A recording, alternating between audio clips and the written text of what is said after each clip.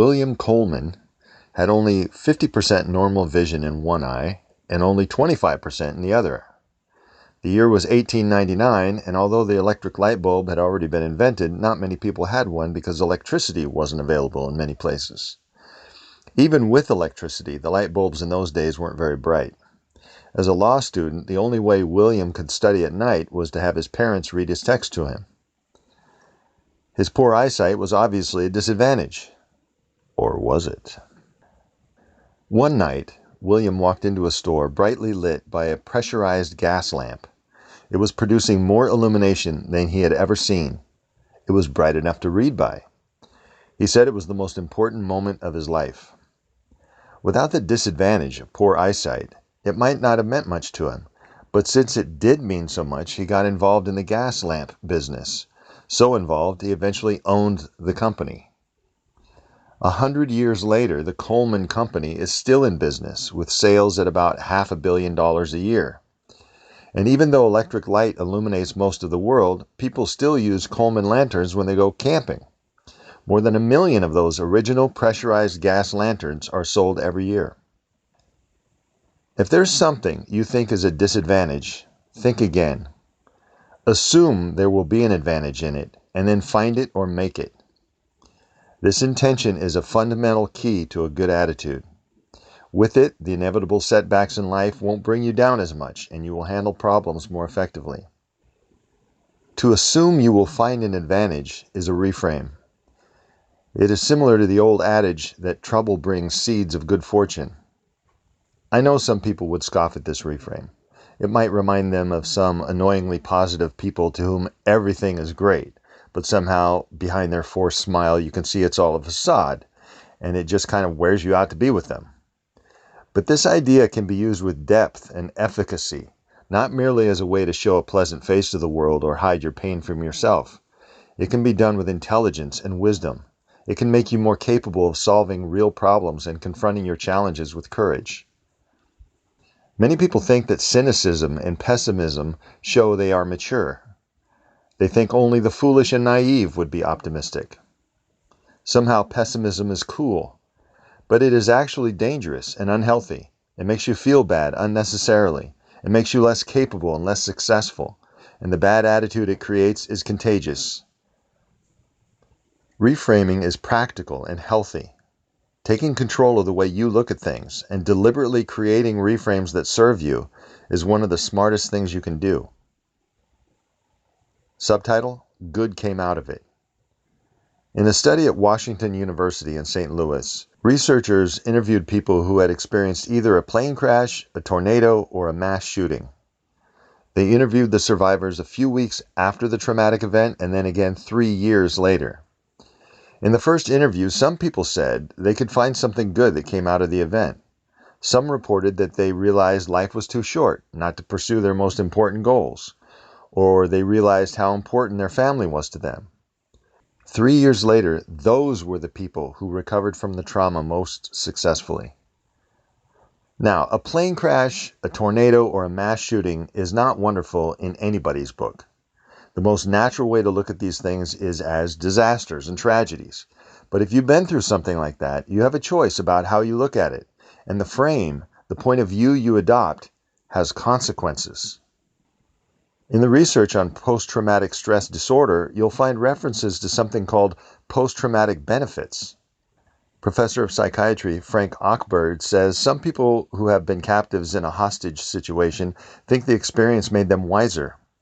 Ochberd says, "They say, I'm going to shift my priorities. I'm going to spend more time with people I love." In his book, Hostage, James Campbell wrote, "I've talked with hostages who have declared that the experience was in some ways beneficial. After this, they say, it got me thinking things. Life is finite. Let's not waste it. Am I living the way I should be?" In an interview in Psychology Today, the late Carl Sagan said, "This is my 3rd time having to deal with intimations of mortality, and every time it's a character-building experience. You get a much clearer perspective on what's important and what isn't, the preciousness and beauty of life. I would recommend Almost Dying to everybody. I think it's a really good experience." Unquote. Think now about something you normally consider a disadvantage. Are you in debt? Did you have a rough childhood? Were you poor? Didn't have the advantages wealthier kids had? Do you lack education? Do you have a bad habit or a personal quirk? Has something terrible happened to you? What's good about it? Or how could you capitalize on your disadvantage? If you don't get a good answer right away, that only means it's a tough question. Try living in that question for several weeks or months. Ponder it while you drive. Wonder about it while you shower. Ask yourself the question while you eat lunch. Live with the question and you will get answers. General Grant, the man credited with winning the Civil War, had a strange quirk his whole life. He never retraced his steps. He couldn't do it. So if he was riding his horse and took a wrong fork in the road, he could not bring himself to turn back. He frequently commented on this particular glitch of his. But then along came the Civil War. For a long time after the war broke out, there was a lot of bloodshed and violence, but no progress. Tens of thousands of soldiers were dying, but it was a stalemate. Union generals would advance and retreat, advance and retreat. Nothing was being gained, and massive numbers of young men were being killed on both sides. Then Grant captured a critical fort. Grant's quirk caused him to never turn back, so when he began to attack the fort, he couldn't stop until the fort was taken. Grant's capture of the fort was one of the few real victories thus far in the war. So he was promoted, and he began defeating and capturing and advancing, and he kept getting promoted until he was the head of the whole Union Army. His strange little quirk was partly responsible for his success. Because of his war record, he was voted into 2 terms as President of the United States. Grant took advantage of his quirk. He made his disadvantage one of his greatest strengths, and you should do the same. Take advantage of what you are, where you are, and when you are. It's the only practical way to deal with disadvantages. If you have a tendency to simply feel bad about your disadvantages, even that can become an advantage.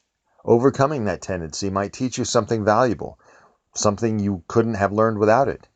And you can teach what you learned to your child, making a huge difference to the whole trajectory of her or his life.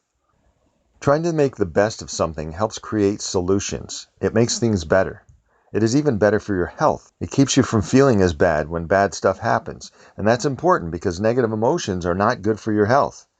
As Richard H. Hoffman, MD, said, quote, "The human body is a delicately adjusted mechanism. Whenever its even tenor is startled by some intruding emotion, like sudden fright, anger, or worry, the sympathetic nervous system flashes an emergency signal, and the organs and glands spring into action. The adrenal glands shoot into the bloodstream a surcharge of adrenaline, which raises the blood sugar above normal needs. The pancreas then secretes insulin to burn the excess fuel. But this bonfire burns not only the excess, but the normal supply. The result is a blood sugar shortage and an underfeeding of the vital organs. So the adrenals supply another charge, the pancreas burns the fuel again, and the vicious cycle goes on. This battle of the glands brings on exhaustion." Unquote. Bad feelings play havoc on your system. The all-purpose reframe that trouble brings seeds of good fortune allows you to consider the possibility that a bad event or disadvantage might not be as bad as it seems at the moment, and in a sense, the reframe makes it possible to procrastinate feeling bad. Procrastinate long enough and you might just skip it altogether, and it could give you enough time to actually find or create an advantage from the quote-unquote misfortune. In the meantime, you'll be happier and healthier. Volunteers at the Common Cold Research Unit in Britain filled out a questionnaire and then were exposed to the common cold virus. The researcher, Sheldon Cohen, discovered that the more positive the volunteers' attitudes were, the less likely they would catch a cold. And even when they did catch a cold, the more positive their attitude was, the more mild their symptoms were. Take the time to reframe your misfortunes and disadvantages. Make the best of them. It is good for your mood, your health, and your future. The end. This has been an excerpt from the book, How to Change the Way You Look at Things in Plain English. This is Adam Lee Kahn on The Atom Bomb. This Atom Bomb podcast episode is sponsored by Anchor, a podcast platform. the one I'm using to make this podcast. It's super easy to use and allows you to easily create your own podcast. You can record and edit your audio right onto the app. In fact, you can do everything on your phone. Anchor also makes it easy to monetize your podcast and get wide distribution. Anchor automatically makes your podcast available on Apple Podcasts, Spotify, Google Podcasts, and more. You can download the Anchor app for free or go to anchor.fm to get started.